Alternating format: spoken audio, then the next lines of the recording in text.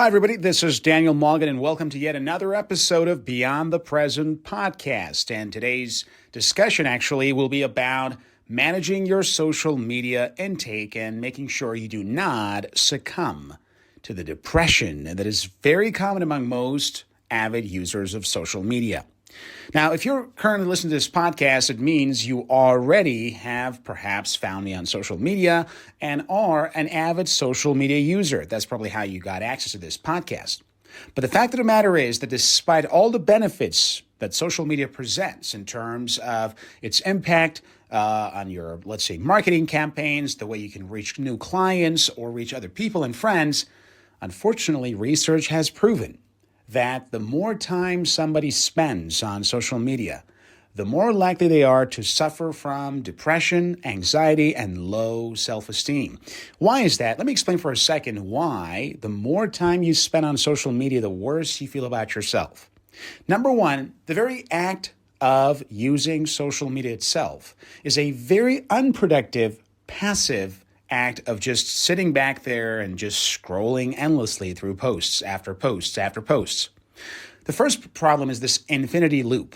This means that on social media, there's an infinite number of posts available, not only from those that you follow, but from that, generation algorithm that is designed to keep you hooked and addicted. This means that the time that you spend on social media, unfortunately, tends to be a lot more than you think because of the way these algorithms are designed. Some of you plan to just spend 5-10 minutes while, you had to wait for something else. And before you know it, you've spent an hour just scrolling through reels and posts and all those things. So the problem is this. The first issue here is that waste of time. The second problem is the fact that you look at a lot of these posts and videos and you start saying like, oh my gosh, look at all these people. They're always happy. They're always moving about. They're always making these funny things. Look at their lives and look at mine. And this act of comparison actually ends up making you feel worse about yourself, not knowing that almost everything you see and everything you hear on social media tends to be an exaggerated, altered reality. Now, this might sound a little bit, weird, like what's an altered reality? Well, unfortunately, in the modern world, a lot of us, we are living in this altered universe. So we have our real life, then we have our digital lives, right? And unfortunately, for that reason, we tend to not ascribe these two to be the same. That is why a lot of the things you see on social media are not a real portrayal of how people live their lives. This is simply not true.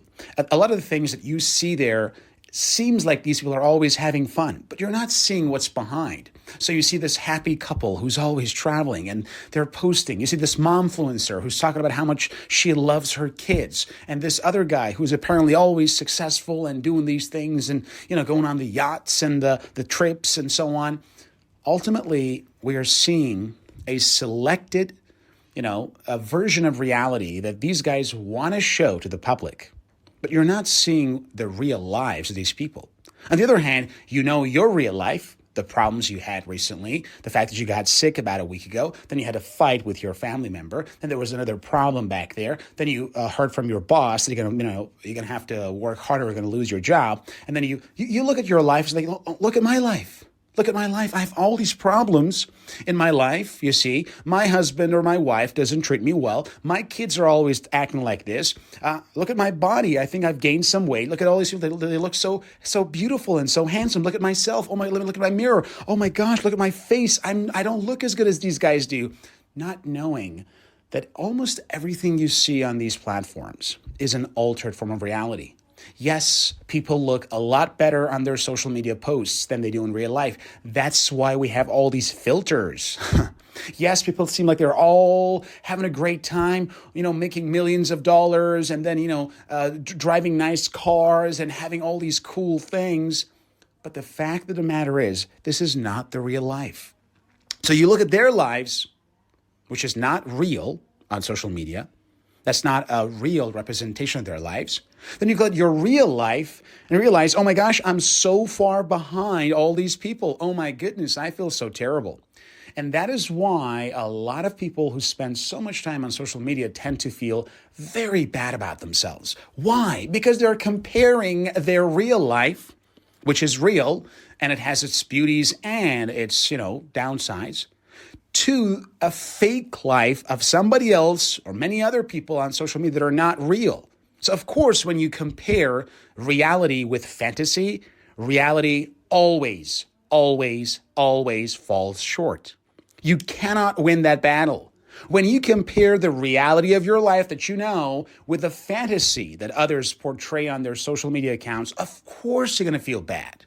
You look at all these girls, oh my gosh, look at my skin. I'm only 25 years old and I thought I'm a very beautiful girl, but look at all these girls. Their faces are perfect. They look so nice. Well, have you heard about these filters they all are using? You really sure that girl looks exactly like that when she wakes up 7 a.m.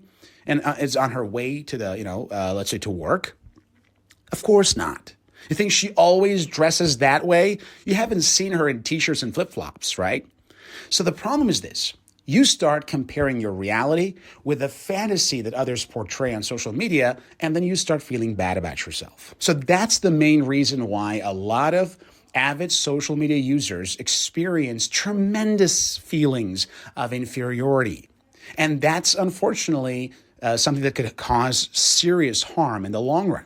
It is actually proven that even suicide attempts go higher as you start using more social media. So am I saying that's all because of this, that if you're using social media, you're going to commit suicide? Of course not. I mean, there are many other ways to use these platforms in a proper manner, but if you are serious about your mental health, you understand that the social media is not a very healthy place to spend a lot of time on. Now, I'm not saying you should simply just stop using social media at all. That's not what I'm saying. But what I'm saying is understand that this is not a healthy platform if used primarily to look at other people's lives and then compare it with yourself. That's simply not the case, and it's going to cause you a lot of problems. Finally, you have to understand the mechanism behind the addictiveness of all these platforms and how they are going to keep you hooked to watch more and more and more and more. And I think that's the reason why a lot of people have this issue. They just can't believe how much time they're spending on these platforms. And this creates a lot of issues for them. So what's the right solution here? Should we just all go ahead and delete our social media accounts? Of course not. I myself, I'm an active user on these platforms. I'm mainly, somebody who likes to produce content rather than use it, but still I'm an active user. This means there are a lot of good things about these platforms too. However, what really matters is how you want to plan it for yourself, how you want to structure your life in a way that you can use these platforms in a healthy manner without all the side effects, without all the problems. You see, what really matters here, and that's, of course, extremely important, is to know that social media usage also is a passive activity. When you're sitting back there and just looking at these posts, you're not really using your body or your mind in any specifically challenging way. This means that this could lead to physical and mental decline as well. Just like television. But the problem, is that this is probably even worse than television because unlike TV programs and, shows that oftentimes take a long time, at least when you're watching TV, your brain learns a bit of patience and your brain learns to follow through the course of the 10, 20, 30, 40, 50 minutes of that show.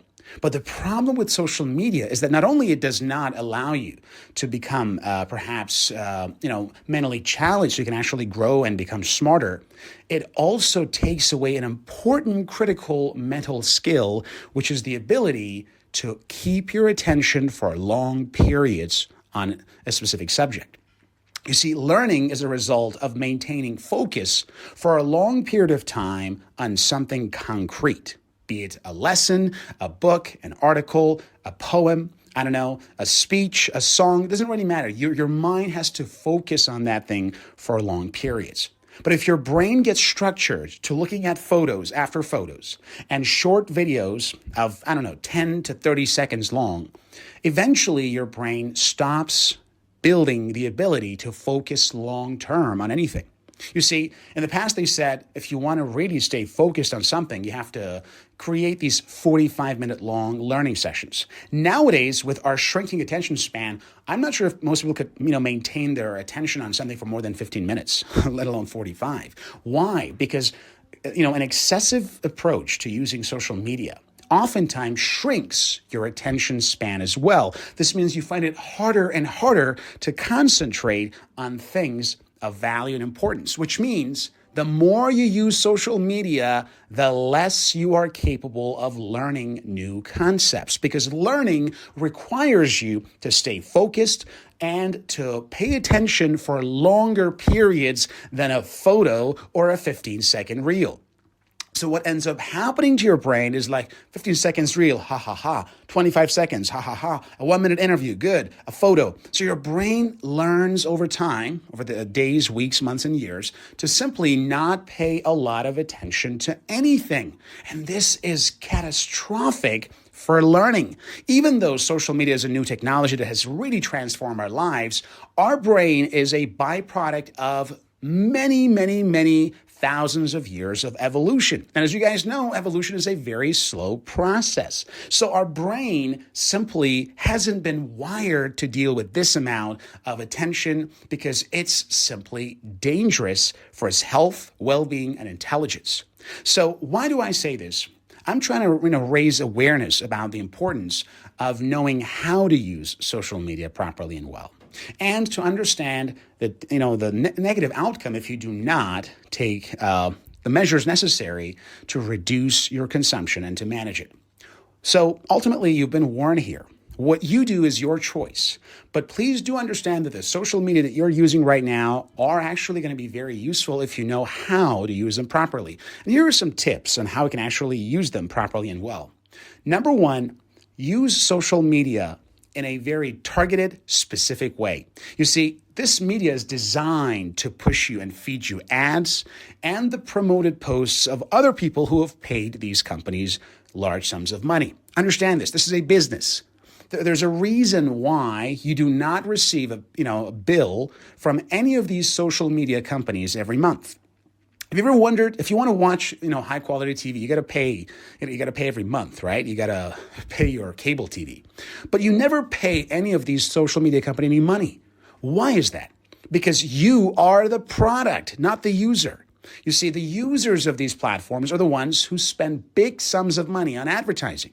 They promote their posts, they promote their products and services, and you're there to simply consume it.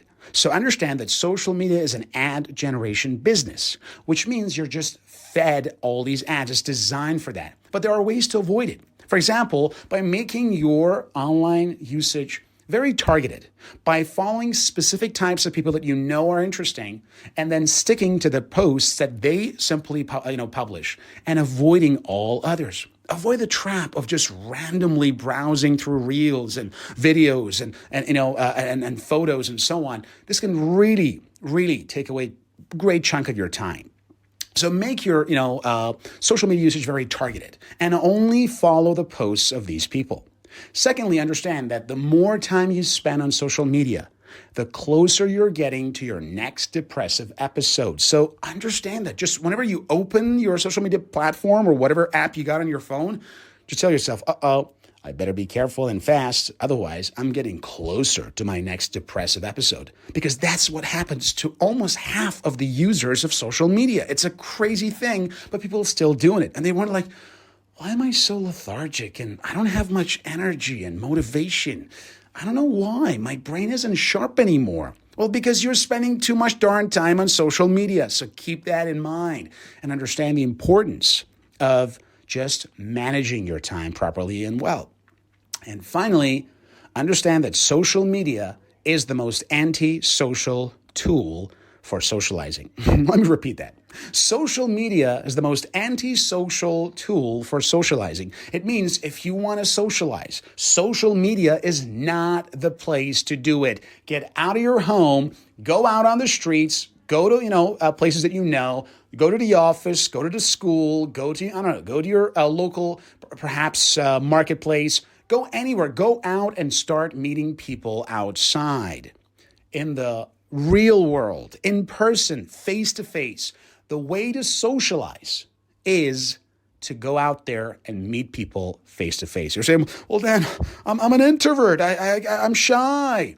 Even for introverts, there are many venues where it's quite comfortable to socialize and meet others. This could be educational venues, seminars, conferences, library, discussion, for example, clubs. There are many ways where even introverts could benefit from face-to-face socializing. But please do understand that when you're on social media, you are not social, you are anti-social. You are not really connecting. You're still sitting all by yourself alone and not really connecting so much. So if you really want to socialize, you better start going out there and making the most of your time. And that's extremely important if you understand these concepts, because it's going to save you a lot of time and make sure that you will not feel so obsessed, like, oh my gosh, what's the next reel? What's the next post? I got to see that. And this allows you to hopefully have a much better life. All right, guys, that's all the time we have for today. I hope that these few tips are going to help you to manage your usage and consumption of social media